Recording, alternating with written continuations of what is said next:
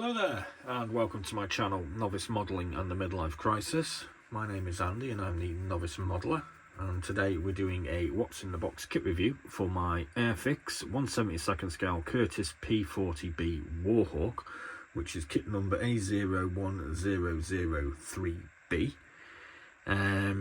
This is part of what we normally do, fighters on Friday, but we're doing something just a little bit different this weekend because we're going to be building this one, and it's stablemate, well, not quite, the Mitsubishi A01003B because it's Pearl Harbor on the 7th of December, as most of you hopefully might recall.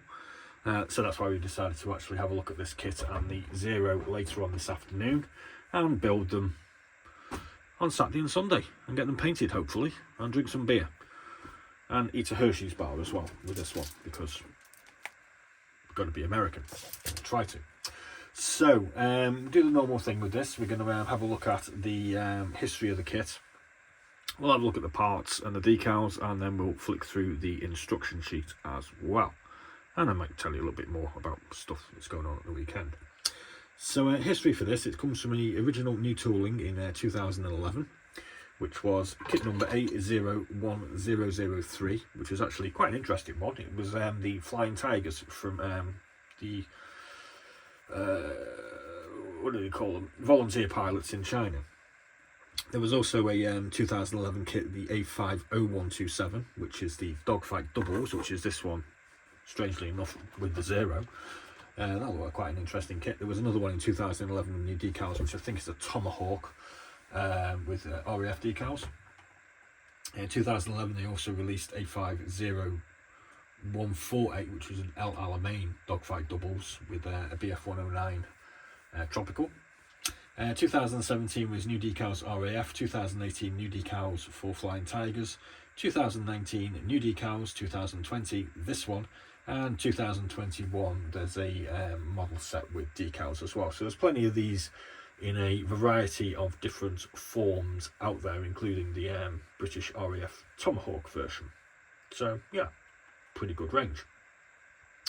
So have a look at the box first. As we can see, this is correct US Army Air Force as of the 7th of December.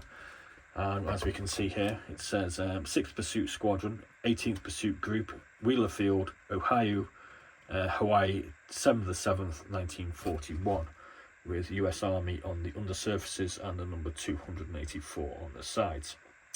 And this isn't a model set with the paints and whatnot, it's just a plain old kit on its own. Current prices for this brand new on eBay range with free postage from around about £10 to £12. So that seems like a fair price for a jolly nice little kit, I think. So let's have a look at these parts. So we've got our fuselage in front of us here. As we can see, the tail is double-sided there. We have a nice rendition with lots of panel lines, some rivet marks on the seams as well, some little access panels, etc, etc. Rivet marks on the front. You can see where our exhaust manifold fits in here, and it all looks pretty nice. Very similar obviously on the other side, but not identical. Some access panels vary. On the interior we have some detail also for our cockpit interior. Nice big mounting points for ease of construction. We've got our rudder here, which is double-sided. We've got our landing gear struts, which is quite an interesting one because it kind of folds differently to most aircraft of the period. I found that interesting. We have our cockpit floor here. We've got some struts now as well. We've got some different struts here as well for the undercarriage. So maybe they vary slightly between Tomahawk and Warhawk, because I'm guessing this is the same kit with a few alterations for both. We've got the under propeller, under engine scoop here. There's our three-bladed propeller. There's our tail. We've got wheels which are weighted, which I always quite like when people do this, so they've got like a flat edge to them. There's our spinner, and I think that's pretty much all we've got to have a look at there. Not much else, a couple of aerials and what have you. Yeah, so that's all looking quite nice. On the surface of the wing, all the panel lines, etc., look to be in the right place, and there we go with the wheels that sort of fold outwards like that, I imagine. Excuse me now, as I've been at work today, I can't get the damn stuff off. It's printing ink. There's our upper wing surface, both sides. Panel lines, doesn't appear to be any access panels or anything like that on it, so not 100% certain. We've got another set of wheels here. They're looking like they're wheels up ones, I should think, those. There's our exhaust manifolds. There's our pilot stick. Not too sure what that bit is. We've got a pilot. Goggles.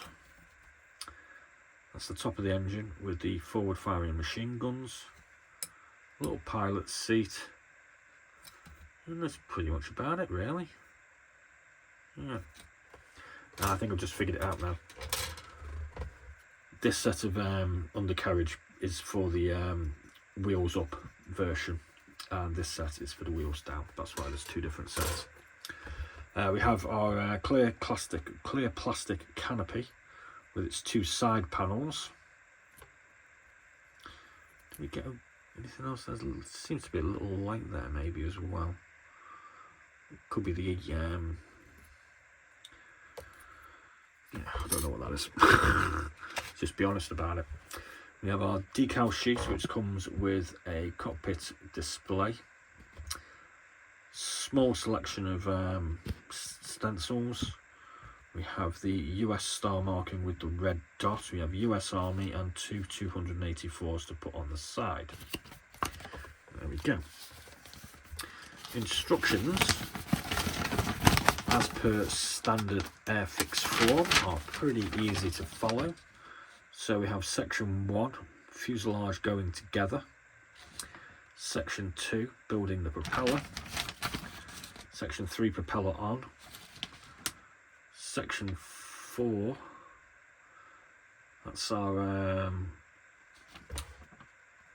cockpit floor going onto the wings interior. Then we're going to mount all the accessories for our cockpit onto that, and that cleverly slides up into a hole which is still in the bottom.